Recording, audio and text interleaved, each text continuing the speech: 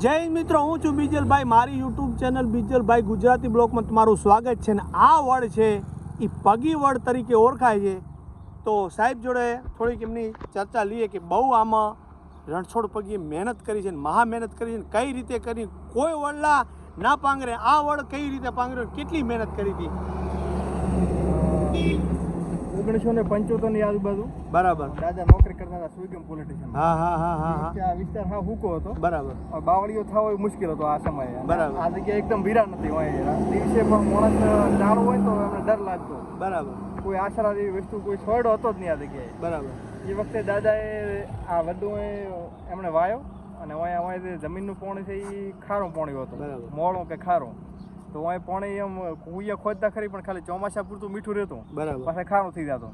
એટલે ઉનાળો અને શિયાળામાં છે 2 કિલોમીટર ગોમ તળાવ થાય લીંબાળાનું. બરાબર. તો તે ડબ્બાને બે બાજુ ડબ્બા ને વચ્ચે લકડો બોધીને કાવડ બનાવતા અને ગોમમાંથી પાર્લર પાણી ભરી અને આ વડલામાં રોજ કોઈ કેમ નોકરી કરવા જાય એટલે પાણી લઈને આવે. પાણી નોમીને પાણી નાખી જાય અને આ વડલાને એવી રીતે 10 વર્ષ 15 વર્ષ સેવા કરી અને એને વડલાની વાડ બનાવી હતી. બાની આજુબાજુ એવી ધાક હતી કે યાર હોજના દાતા નોકરી ચેક કરીને ઘરે આવે. દાતા ચેક કરીને જાય કે વડલા આજુબાજુ કોઈનો ઢોરો આવ્યો હોય તો ઓળખી જાય કે આનો ઢોરો આવ્યો હતો. વડલાને કોઈ ખવડાવે ઓઢડું કે ગાવડું તો ઓળખી જાય કે તારા ગાવડું કે આણે ખાધું છે તો તારે પાણી પડે. અને માણસ તો કોઈ નજીક જવાની હિંમત પણ નતો કરતો. પગ જ પારખી જતા. આમ તો કેમેરા જેવું કામ કરે. મારા ગામનો આનાથી જોનું કોઈ વૃક્ષ જ નહીં. સૌથી આ વિસ્તારનો કહો તો એ જોનામ જોનો વડ છે. બરાબર. એમણે એમના જીવથી વધારે વાલો હતો વડલો. અચ્છા. આ વડલાને એમણે પરબ પણ ચાલુ કરાવી હતી અને પછી સમય જતા કલેક્ટર સાહેબે પાણીના કનેક્શનની મંજૂરી આપી દીધી કાયમી ધોરણે અને હાલ આજે સામું દેખાય પરબ પણ બનાવી સરકારે. બરાબર. આજે કાયમી પાણી ચાલુ એટલે હાલ પીવાનું પાણી પરબમાં આવે. બાકી આ કનેક્શન નતું ત્યાં સુધી પોતાના પૈસે એક માણસને માટલા રાખતા. કારણ કે આજુબાજુ આ વિસ્તાર આ જગ્યા એવી છે કે અહીંથી બધા ગામ દૂર થાય. લીંબાળા, ભાટુર, ચાળામા બધા 5 ગામની વચ્ચે આવેલો આ મોટો માર્ગ હતો. અત્યારે હાઈવે થયો. બરાબર. ભવિષ્યમાં 40-50 વર્ષ પહેલા મોટો માર્ગ હતો આખા કચ્છમાંથી રાજસ્થાનમાં જવાનો મોટો માર્ગ. બરાબર. ચાલતી વિહોમાં મોટો હતો ને આજુબાજુ કોઈ આશરો જ નતો, કોઈ મંદિર, કોઈ જગ્યા કોઈ નતું, કોઈના વટિયા પણ નતા. એટલે પોતે આ ખૂબ લાગણીથી આ વડને ઉછેર્યો. એટલે હાલ રણછોડ પગી વડ તરીકે આ ઓળખાય. અને લોકેશન નાખેલું છે ને? આ લોકેશન નાખેલું છે રણછોડ પગી વડ જ છે. અને આપણે કઈ જગ્યાએ ઊભા છીએ? જો આ લીંબાળા ગામનો આ પાટીઓ. બરાબર. અહીંયાથી લીંબાળા આપણું કેટલું થાય? 1.5 કિલોમીટર? બસ 1.5-2 કિલોમીટર. અચ્છા, 1.5-2 કિલોમીટર. હા. અને આ એનું મેન સ્ટેશન. આ રોડ ક્યાં ગયો? આ સુઈગમ થી ને ભાભર થી ને કચ્છમાં મુંદ્રા. સુઈગમ કેટલું છેટું હોય? સુઈગમ 12 કિલોમીટર. અને હવે આપણે આ બાજુ આ રસ્તો જે ઉત્તર દિશામાં ગયો વારથરા સાચો રાજસ્થાન થાય. બરાબર. હા. અને આ વીઘા એકનો વડલો નેશનલ હાઈવે 68. અચ્છા, નેશનલ હાઈવે 68 નંબરનો હારવા. બરાબર. અને અહીંયા છેલ્લો ભારતનો છેલ્લામાં છેલ્લો હાઈવે હારવા. આની પાસે કોઈ આ બાજુ હાઈવે નહીં. બરાબર. તો ભાઈ વીઘા એકનો વડલો રણછોડ પગીને જે મહા મહેનતે ખરેખર એમને સિંચ્યો છે, એમની આ એક અમર નિશાની છે.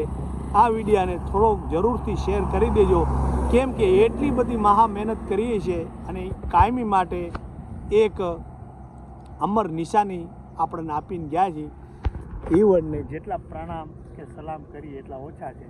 જય હિન્દ સાથે રોજ 6 વાગે મળી એવી રીતે આપણે મળતા રહીશું. વાલા ચલો સરસ. આમાંથી આપણે 108 વડ કરવાના બીજલભાઈ. અચ્છા, જરાક આમાં આવી જાય તો ખાસા છે.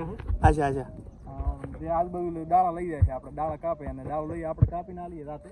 અચ્છા. અને એના બદલે બાજરી નખાવીએ ચકલાને કે કિલો કે 2 કિલો બાજરી. અચ્છા. હવે રણછોડબાની પ્રતિમાનું 6 મહિના કે નવરાત્રી દિવાળીમાં આપણે બરાબર એનું અનાવરણ કરવાનું પ્રતિષ્ઠા. બરાબર. તો એ પ્રતિષ્ઠા કર્યા પછી આ વડ એકમાંથી 108 વડ આપણે ગોમમાં કરવાના. બીજે તો ઘણા છે અત્યારે 100 ઉપર થઈ ગયા છે આપણા વિસ્તારમાં. નાના આમાંથી વાવલ વડલા એવો સંકલ્પ છે કે કરવા એ વાત 10 દિવસ તો થઈ ગયા છે. અચ્છા. પણ ભલે 5-10 વર્ષ સુધી 108 વડ આ એક વડમાં છે આપણા ગામમાં, લીંબાળા ગામમાં. બીજે તો ઘણા છે.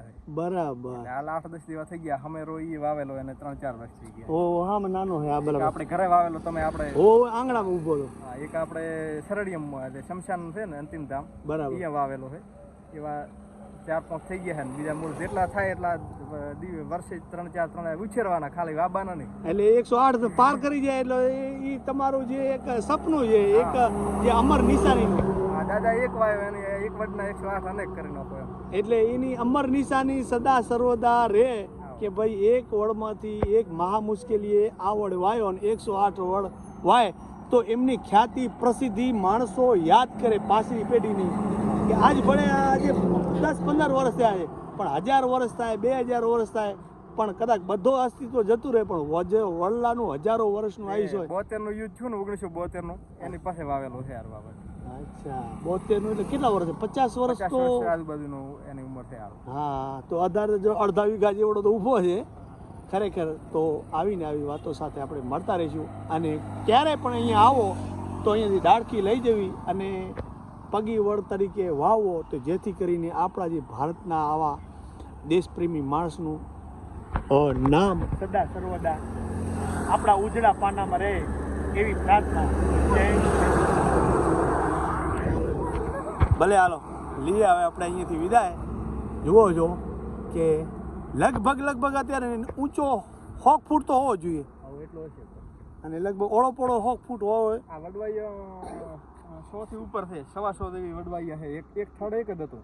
અચ્છા થડ એક જ છે મેન થડ.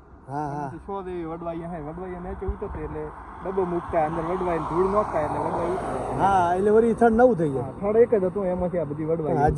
હજી લગભગ ડાળખી કોઈ ઓમ વાઢે નથી નુકસાન. એ વખતે તો દાદાની બીકથી નતા વાળતા ને હવે આપણે કીધેલું છે પ્રેમથી કે વાઢો તો અમને કીધું એટલે રોડ બાજુ જાય કે નહીં એ સાધન નડે એવી કાપીને આપી દઈએ ને એના બદલે આપણે દોણા નખાવી દઈએ. બરાબર. અને વર્ષે મૂળ 8-10 નવી વડવાઈ હાલે હવે એટલે હવે વધતો જશે કોણ. એટલે આ બાજુથી કપાય તો વાંધો નહીં. એ કોઈને પણ કાપવું હોય તો આ બાજુ કાપવું આ બાજુ ના કાપવું એટલે ભવિષ્યમાં કાપવો ના પડે ને એનો સદુપયોગ થઈ જાય. તો હવે આ પ્रणને આપણે પ્રણામ કરી અને આગળની આપણે યાત્રા ચાલુ કરશું. તો જય હિન્દ.